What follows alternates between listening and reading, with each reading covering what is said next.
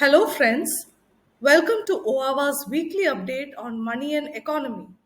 We begin with news on the global front.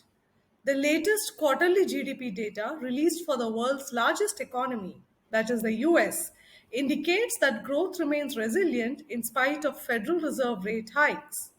GDP grew at an annualized pace of 5.2% for the quarter ending September 2023. This compares to a GDP growth of 2.1% in Q2 and 2.2% for Q1 of 2023. However, some analysts feel going forward, rising debt servicing burdens and slowing job growths may dampen spending and investing and pull down GDP. For now, fears of recession, which were predicted for the US economy at the start of 2023 from high inflation and interest rates, certainly are no longer there on the horizon. The Federal Reserve is also expected to keep a close watch on inflation to ensure it comes down to 2% levels on a sustainable basis and may keep a pause on interest rates in the coming months if inflation doesn't rise again. Moving on to news about another big economy, China, which is facing a different set of economic challenges. The Chinese central bank has been keeping rates low in an attempt to prop up the economy post COVID and the real estate meltdown. That apart, the Chinese government has also been conducting series of crackdowns on businesses and increasing government control. This has prompted many wealthy Chinese to move their savings, cash, and liquid assets abroad to park in countries like Japan, London, New York, and Singapore. They are buying up assets like real estate, stocks, and insurance policies and keeping money in accounts where interest rates are higher, like US and Europe. It is estimated that 50 billion US dollars per month has been taken out in 2023 so far. Given the size of the Chinese economy overall, which is around $17 trillion, and the fact that China still has sizable trade surplus on account of its exports, this current outflow is not a problem unless there is a severe dent in confidence and economy remains in doldrums. This remains to be seen. Moving on to news on the domestic front, the recent rally in Indian equities has led to the combined market capitalization of all companies listed on BSE touching $4 trillion as on 29 November 2023.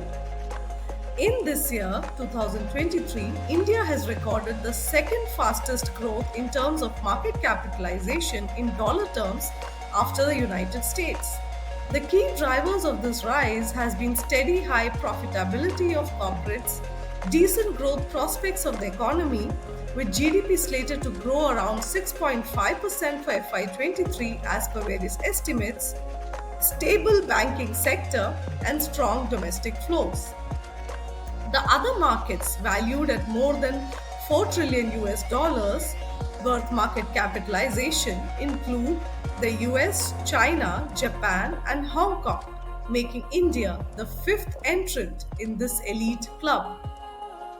Moving on, the optimism in the Indian equities market is best seen in the red hot IPO market, which has seen some blockbuster listings this week.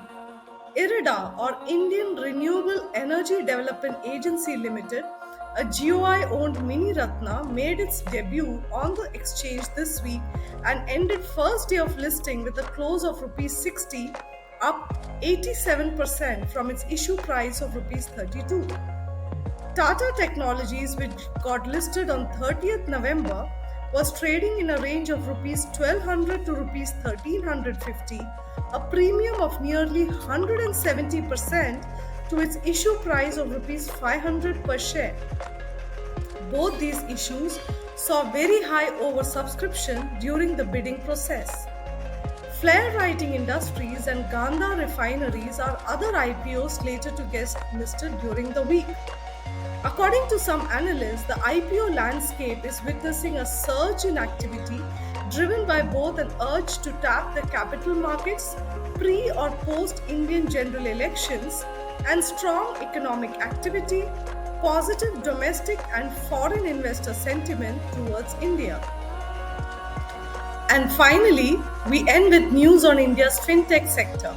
BharatPay, which sells digital payment and financial services to small merchants and grocery stores, recently announced that it has turned EBITDA positive in October 2023. EBITDA, which stands for earnings before interest, taxes, depreciation, and amortization, is an indicator of a company's profitability.